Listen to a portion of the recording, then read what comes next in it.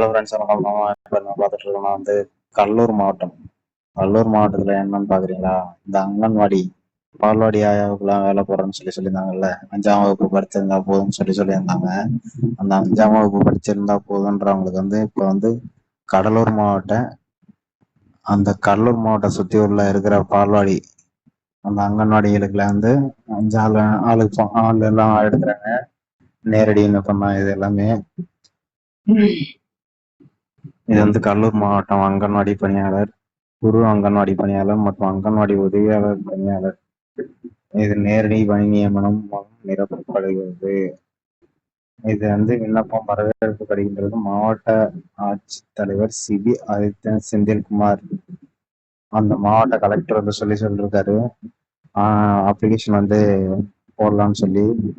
இது மேக்சிமம் இந்த விதவையா இருக்கிறவங்க, கணவனால் கைவிடப்பட்டவர்,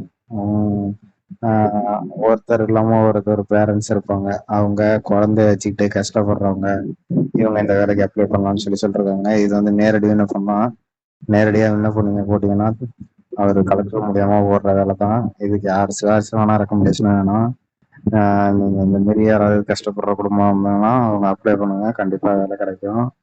இது டைரக்டா அப்ளை பண்ணலாம்னு சொல்லிருக்காரு. கலெக்டரே சொல்றதுனால இது கண்டிப்பா இந்த வேலை அவங்க போட்டு கொடுத்துருவாங்க. சிங்கிள் பேரண்டா இருக்கிறவங்க இதுக்கு அப்ளை பண்ணுங்க, கண்டிப்பா இந்த வேலை கிடைக்கும். இதுல பாருங்க, ஒருங்கிணைந்த குழந்தை வளர்ச்சி பணிகள் திட்டம் மாவட்ட திட்ட அலுவலர். கடலூர் மாவட்ட திட்ட அலுவலகத்தில் செயல்படும் அங்கன்வாடி மையங்களில் காலியாக உள்ள 222 அங்கன்வாடி பணியாளர் மற்றும் 3 குரு அங்கன்வாடி பணி. இத்தனை ஜாப் வெயிட்டிங்ல இருக்கு. இது டைரக்டாவே நீங்க கேக்குறாங்க. நீங்க டைரக்டா அப்ளை பண்ணலாம்னு சொல்லிருக்காங்க. அதனால யாரும் வெயிட் பண்ண வேணாம், இருக்கிறவங்க அப்ளை பண்ணுங்க, கண்டிப்பா கிடைக்கும். கலெக்டர் கண்டிப்பா எல்லாருக்கும் வேலை போடுவாரு. அவர் நிறைய நல்லது பண்ணிக்கிட்டு தான் இருக்காரு. அதனால நீங்க கண்டிப்பா அப்ளை பண்ணுங்க, கிடைக்கும்.